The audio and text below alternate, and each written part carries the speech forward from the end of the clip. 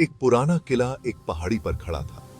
यह किला सदियों से खड़ा था, जैसे समय की धारा में खोया हुआ एक गवाह। आसमान में चांद बस एक कटोरी जैसा दिख रहा था, बादलों के पीछे छिपा हुआ, जैसे वह भी इस किले की कहानियों से डरता हो।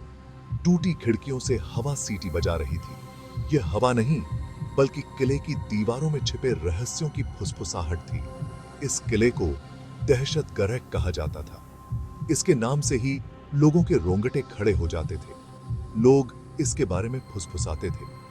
उनकी कहानियां डर और रहस्य से भरी होती थीं। कहते थे, यहां भूत हैं। ये भूत उन आत्माओं के थे जो कभी इस किले में रहते थे। यह किला सैकड़ों साल पुराना था। इसकी हर ईंट में इतिहास की कहानियां छिपी थीं। इसने लड़ाइयां और खून खराबा देखा था। इसके दीवारों पर खून के धब्बे आज भी देखे जा सकते थे। राजा इसके गलियारों में चला करते थे। उनकी शान और शौकत की कहानियां आज भी गूंजती हैं। अब बस परछाइयां ही बाकी थीं। ये परछाइयां उन आत्माओं की थीं जो कभी यहां रहती थीं। पत्थर ठंडे और नम थे, जैसे वे भी इस किले की उदासी को महसूस कर रहे हों। घी भर क्रम्बलिंग दीवारों पर बेलें चढ़ी हुई थीं। ये बेलें समय की गवाह थीं, जो इस किले की कहानियों को अपने में समेटे हुए थीं। यह रहस्यों की जगह थी। हर कोने में एक नई कहानी छिपी थी। इस किले का इतिहास काला था। इसके अतीत में कई रहस्य और विश्वासघात छिपे थे। लोगों का कहना था कि यहाँ एक राजा के साथ विश्वासघात हुआ था। यह विश्वासघात उसके ही परिवार के किसी सदस्य ने किया था। उसके ही भाई ने उसका कत्ल कर दिया था। यह हत्या किले की दीवारों में गूंजती रहती है। उसकी नाराज आत्मा अंदर कैद हो गई थी। वह आत्मा आज भी शांति की तलाश में भटकती है। कुछ लोगों ने तो उसे देखा भी था। किसी कहते हैं कि उसकी आंखों में दर्द और गुस्सा साफ छलकता था। वो एक लंबा छायादार शरीर था, जिसकी आंखें लाल चमकती थीं। उसकी उपस्थिति से ही लोगों के दिलों में डर बैठ जाता था। जैसे जैसे आप किले के करीब जाते थे, हवा ठंडी होती जाती थी। यह ठंडक आपके रोंगटे खड़े कर देती थी। आप लगभग हवा की फुसफुसाहट सुन सकते थे। यह फुसफुसाहट किले की दीवारों से आती थी। क्या यह बस हवा थी, या यह उन आत्माओं की आवाज थी जो शांति की तलाश में थी, या यह मुर्दों की आवाज थी जो शांति के लिए चिल्ला रहे थे? यह सवाल आज भी अनुत्तरित है। इसका पता लगाने की हिम्मत किसी ने नहीं की। यह किला आज भी अपने रहस्यों को अपने अंदर समेटे हुए है। इंतजार कर रहा है कि कोई आए और उसकी कहानियों को सुने। राजा को अपने भाई पर भरोसा था। वह उसे अपने सबसे करीबी सलाहकार के रूप में देखता था। दोनों ने साथ में हंसी मजाक किया था और राज्य शेयर किए थे। बचपन से ही वे एक दूसरे के साथ थे, हर खुशी और गम में। लेकिन ताकत एक खतरनाक चीज थी। यह रिश्तों को बदल सकती थी, और यही हुआ। छोटा भाई राजगद्दी का लालची था। उसे लगता था कि वह बेहतर राजा बन सकता है। लालच ने उसके दिल को जहर बना दिया था। वह अपने ही भाई के खिलाफ साजिश रचने लगा। एक रात राजा ने दावत रखी। यह एक विशेष अवसर था। सभी दरबारी और परिवार के सदस्य उपस्थित थे। उसने अपने भाई के लिए प्याला उठाया। यह एक प्रतीक था उनके बंधन का। परिवार के लिए, उसने जोर से कहा। उसने खूब पिया, बिना किसी शक के। उसने अपने भाई की आंखों में जहर नहीं देखा। राजा बीमार पड़ गया। उसकी हालत तेजी से बिगड़ने लगी। वो दर्द से तड़पने लगा। उसका भाई मुस्कुराया। उसकी योजना सफल हो रही थी। जल्द ही राजगद्दी उसकी होगी। उसने अपने सपनों को सच होते देखा। उसने राजा को तहखाने में बंद कर दिया। कोई भी उसे बचाने नहीं आ सकता था। उसे मरने के लिए वहीं छोड़ दिया। अंधेरे और ठंड में राजा की हालत और बिगड़ गई। राजा मदद के लिए चिल्लाया। उसकी आवाज गूंजती रही, लेकिन कोई जवाब नहीं आया।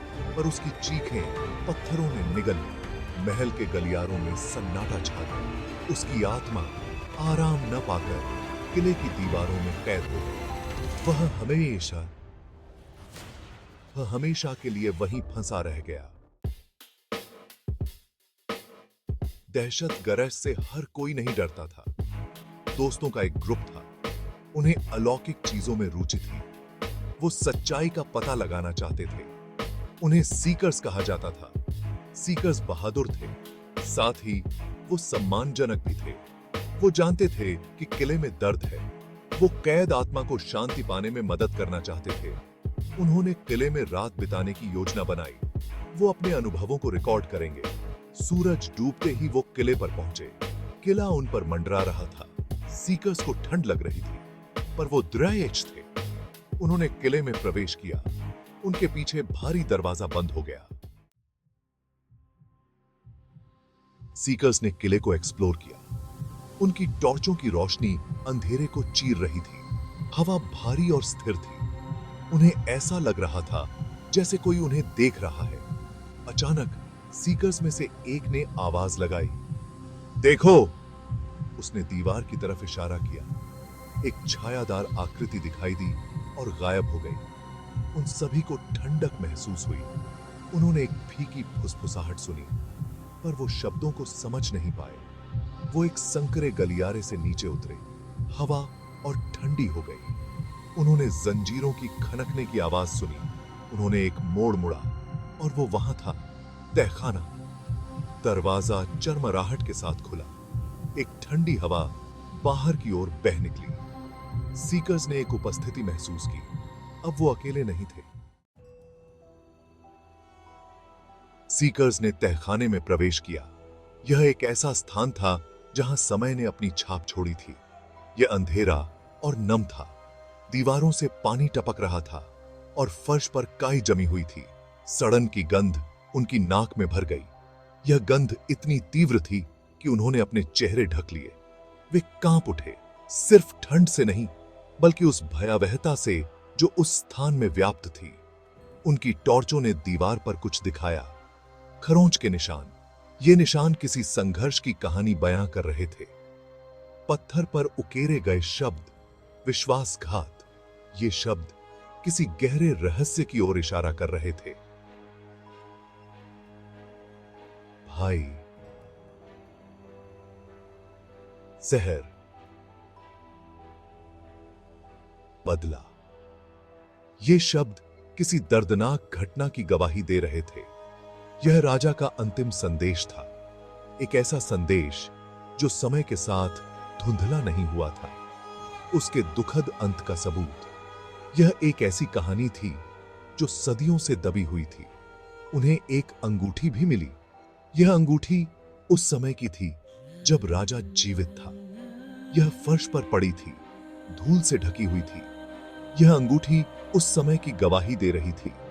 यह सोने की थी, जिसमें एक बड़ा माणिक्य जड़ा हुआ था। यह अंगूठी राजा की पहचान थी। पत्थर पर राजा की मुहर उकेरी गई थी। यह मुहर राजा की शक्ति और अधिकार का प्रतीक थी। यह सिर्फ एक प्रेतवाद से कहीं अधिक था।